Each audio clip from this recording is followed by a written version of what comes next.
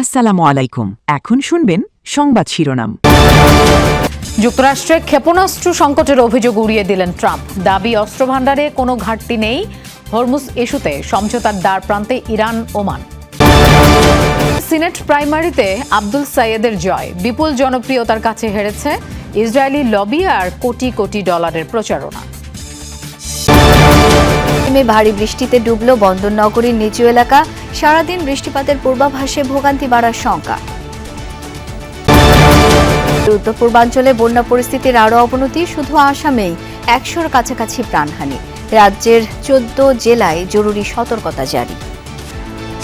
এতক্ষণ শুনছিলেন সংবাদ শিরোনাম, এখন শুনবেন বিস্তারিত। সঙ্গে সাম্প্রতিক সংঘাতের পর যুক্তরাষ্ট্রের ক্ষেপণাস্ত্রের মজুদ বিপজ্জনকভাবে কমে গেছে এমন প্রতিবেদনে ওয়াশিংটনে শুরু হয়েছে তীব্র বিতর্ক। গণমাধ্যমের দাবি, বিষয়টি নিয়ে প্রেসিডেন্ট ডোনাল্ড ট্রাম্প ও প্রতিরক্ষামন্ত্রী পিট হেগসেথের মধ্যে মতবিরোধ দেখা দিয়ে। ট্রাম্প বলছেন, যুক্তরাষ্ট্রের অস্ত্রভান্ডারে কোনো ঘাটতি নেই। অন্যদিকে মধ্যপ্রাচ্যে উত্তেজনা কমাতে হরমুজ প্রণালী নিয়ে ইরান ও ওমানের সমঝোতা চূড়ান্ত পর্যায়ে পৌঁছেছে। চলতি বছরের ফেব্রুয়ারি থেকে চলছে ইরান যুক্তরাষ্ট্র যুদ্ধ।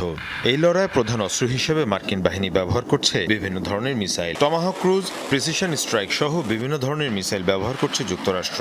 নানান সূত্রের বরাত দিয়ে এরই মধ্যে বিভিন্ন গণমাধ্যমের প্রতিবেদনে বলা হয়, কমছে যুক্তরাষ্ট্রের অস্ত্রের মজুদ। এবার এই নিয়ে উত্তেজনা ছড়িয়েছে প্রেসিডেন্ট ট্রাম্প এবং প্রতিরক্ষামন্ত্রী পিট হেগসেথের মধ্যে।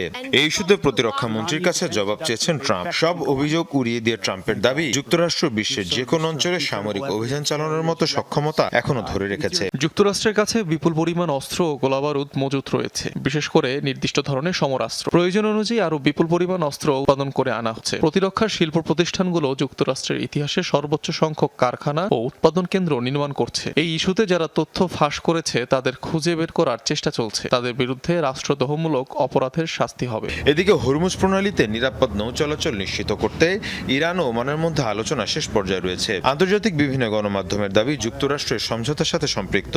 শিগগিরই অন্তর্বর্তী চুক্তি ঘোষণার প্রস্তুতিও চলছে। তবে ইরানের অবস্থান কিছুটা ভিন্ন। ইরান বলছে, আলোচনা হচ্ছে ওমানের সাথে, যুক্তরাষ্ট্রের সাথে নয়।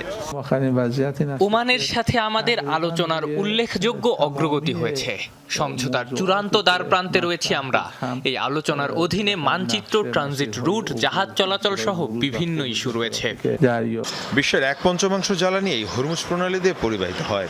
ফলে সমঝোতা বাস্তবায়িত হলে শুধু মধ্যপ্রাচ্য নয়, বৈশ্বিক জ্বালানি বা লোহিত সাগর ও হরমুজ প্রণালী ঘিরে এখনো চলছে উত্তেজনা। যুক্তরাজ্যের ইউকে মেরিটাইম ট্রেড অপারেশনস জানিয়েছে, মিশিগানে ইসরায়েলপন্থী সংগঠনের কোটি কোটি ডলারের প্রচারণাকে হার মানালেন মুসলিম ডেমোক্রেটিক প্রাইমারি সিনেট মনোনয়নে জয় পেয়েছেন গাজায় আগ্রাসনের কড়া সমালোচক আব্দুল এল সাইয়েদ।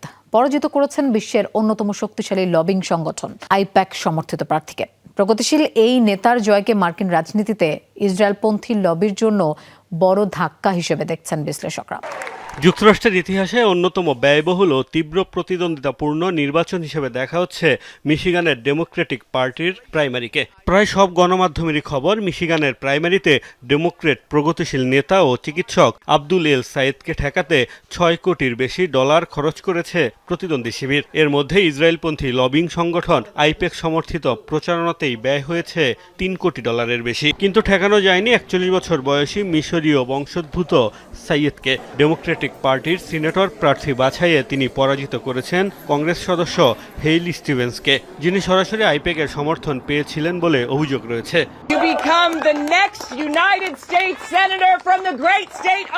গাজায় ইসরায়েলের সামরিক অভিযানকে বরাবরই গণহত্যা বলেছেন ডেমোক্রেট আব্দুল এল সাইয়েদ। তেল আবিবের জন্য মার্কিন সামরিক সহায়তা কমিয়ে সেই অর্থ যুক্তরাষ্ট্রের স্বাস্থ্যসেবা, আবাসন, শিক্ষা ও অবকাঠামো খাতে ব্যয়ের আহ্বান তার। এই অবস্থানই আরব আমেরিকান ও প্রগতিশীল ভোটারদের মধ্যে ফেলে ব্যাপক সাড়া।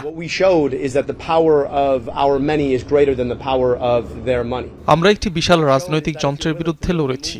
বাইরে থেকে রেকর্ড ৭ কোটি ডলারের বেশি অর্থ ব্যয় করা হয়েছিল, কিন্তু জয়ী আমরাই হয়েছি।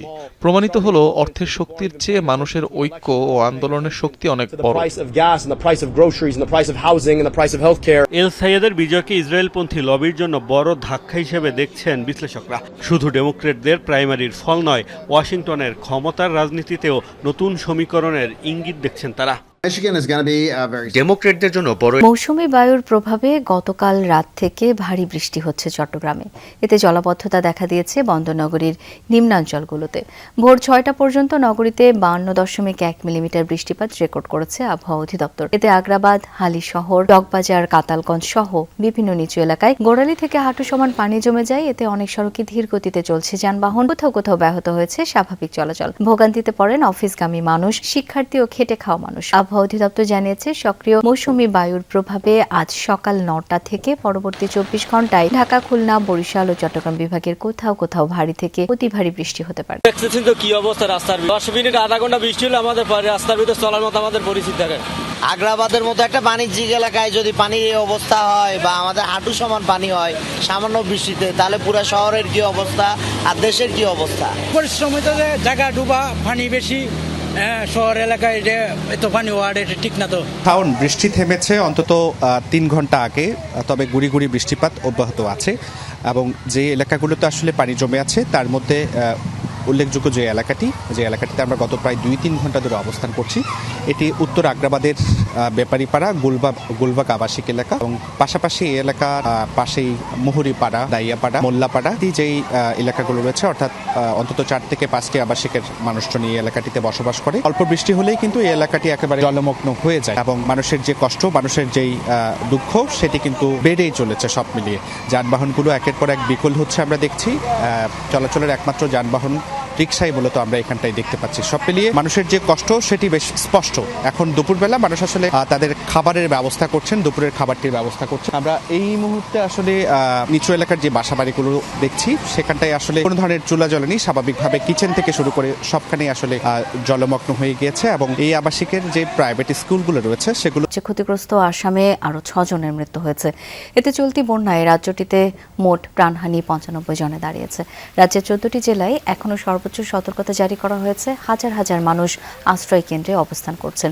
উদ্ধার ও ত্রাণ কার্যক্রম চালিয়ে যাচ্ছে এনডিআরএফ, এসডিআরএফ এবং সেনাবাহিনী। আসামের পাশাপাশি অরুণাচল, মেঘালয় এবং উত্তর পূর্ব ভারতের আরও কয়েকটি এলাকায় নদীর পানি বিপদসীমার উপরে বয়ে। ফুকেট থেকে দিল্লিগামী এয়ার ইন্ডিয়ার একটি ফ্লাইট মাঝ আকাশে তীব্র টার্বুলেন্সে পড়ে আচমকা প্রায় 300 ফুট নিচে নেমে যায়। এতে আহত হন 17 জন। আহতদের মধ্যে 4 জন কেবিন ক্রু এখনও হাসপাতালে চিকিৎসাধীন। ঘটনা তদন্তে ব্ল্যাক বক্সের তথ্য সংগ্রহ করেছে ভারতের বিমান চলাচল নিয়ন্ত্রক সংস্থা। মঙ্গলবার ফুকেট থেকে দিল্লির উদ্দেশ্যে উড্ডয়ন করে এয়ার ইন্ডিয়ার ফ্লাইট AI2379। শুরুতে সবকিছু স্বাভাবিক থাকলেও কিছু সময় পরই মাঝ আকাশে তীব্র টার্বুলেন্সে পড়ে বিমানটি। প্রবল ঝাঁকুনিতে এক পর্যায়ে হঠাৎ প্রায় 300 ফুট নিচে নেমে যায় উড়োজাহাজটি।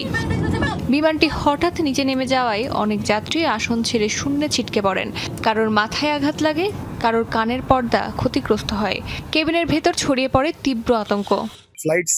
বিমানটি মাঝ